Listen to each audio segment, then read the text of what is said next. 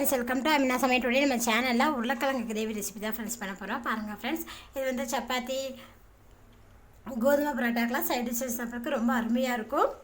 ரொம்ப சிம்பிளாவும் டேஸ்டாவும் உருளைக்கிழங்கு கிரேவி எப்படி செய்யலாம்னு வாங்க फ्रेंड्स வீடியோல பார்க்கலாம். வீடியோ கிளிக் பண்ண முன்னாடி எங்க சேனலை இதற்கு சப்ஸ்கிரைப் பண்ணலாம். சப்ஸ்கிரைப் பண்ணுங்க. பக்கத்துல இருக்க பெல் ஐகானை கிளிக் பண்ணுங்க. வீடியோவை ஸ்கிப் பண்ணாம பாருங்க.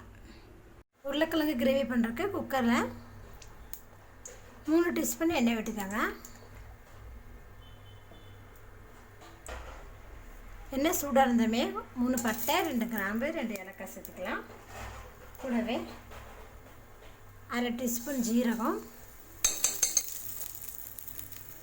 பட்டை கிராம்பு ஜீரகமாக நல்லா பொரிஞ்சதுமே ஒரு பெரிய வெங்காயத்தை பொடியாக அரைச்சி வச்சுருக்கேன், இது சேர்த்துக்கலாம்.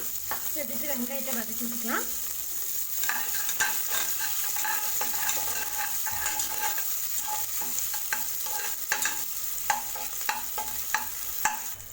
வெங்காயம் நல்லா வதங்கினதுமே இதில்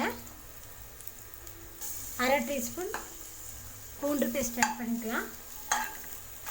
பூண்டு பேஸ்ட்டை வதங்கும் போதே 1/2 டீஸ்பூன் இஞ்சி பேஸ்ட்டு ஆட் பண்ணிக்கோங்க. ஆட் பண்ணி இது ரெண்டையும் சேர்த்து நல்லா வதக்கி விட்டுக்கலாம்.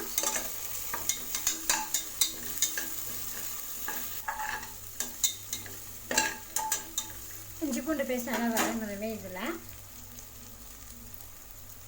1 டீஸ்பூன் மிளகாத்தூள், 1/2 டீஸ்பூன் மஞ்சத்தூள்,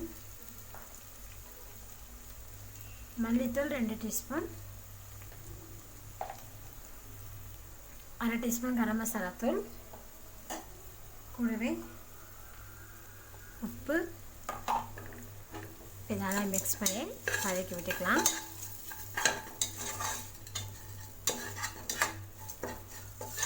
இப்போ 1 நிமிஷம் நல்லா வதக்கி விட்டுருங்க. லோ ஃப்ளேமில் வச்சு 1 நிமிஷம் நல்லா வதக்கி விட்டுட்டேன். அப்புறம் இதில் 2 தக்காளி 1 கரையாக மிக்ஸி ஜாரில் அரைச்சி வச்சுருக்கேன், அது இதில் சேர்த்துக்கலாம். சேர்த்துட்டு இதை நல்லா மிக்ஸ் பண்ணி விடுங்க.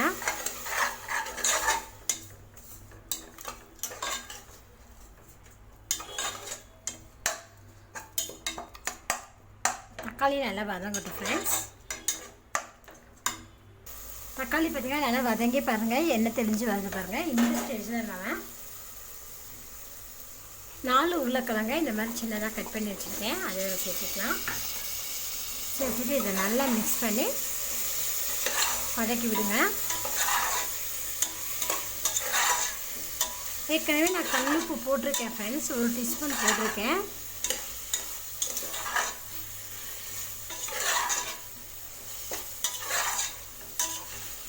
உருளைக்கிழங்குல மசாலா நல்லா பிடிக்கிற மாதிரி நல்லா மிக்ஸ் பண்ணி வதக்கி விட்டுக்காங்க. பாருங்கள், நல்லா மிக்ஸ் பண்ணி வதக்கி விட்டாச்சு.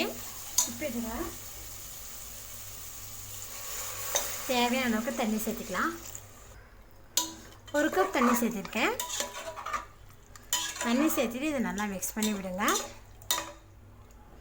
நான் வந்து காரத்துக்கு 1 டீஸ்பூன் ஆட் பண்ணியிருக்கேங்க மிளகாத்தூள். உங்களுக்கு காரம் இன்னும் கொஞ்சம் அதிகமாக வேணால் நீங்கள் இன்னும் கூட கொஞ்சம் அதிகமாக சேர்த்துக்கலாம். இதனால் மிக்ஸ் பண்ணி விட்டதுமே ஹை ஃப்ளேம்லேயே வச்சு மூடி போட்டு இதை க்ளோஸ் பண்ணிவிட்டு 2 விசில் வச்சுக்கலாம். 2 விசில் வந்தது ஆஃப் பண்ணிவிட்டேன். இப்போ மூடி ஓப்பன் பண்ணி பார்க்கலாம். பார்த்தீங்கன்னா உருளைக்கிழங்கு பாருங்கள் நல்லா வெந்திருக்கு பாருங்கள். ஹை ஃப்ளேமில் ஒரு 5 நிமிஷம் நம்ம வச்சுக்கலாம் ஃப்ரெண்ட்ஸ்.